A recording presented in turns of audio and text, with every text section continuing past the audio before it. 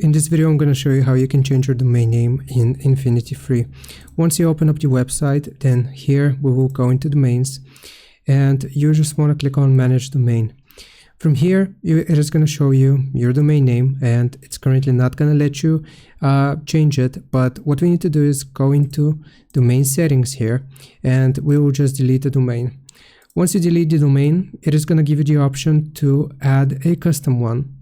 So here you will see the option add domain. So we just want to go and add a domain, and you can use either a subdomain or you can add a custom domain. So we're just going to click on add custom domain.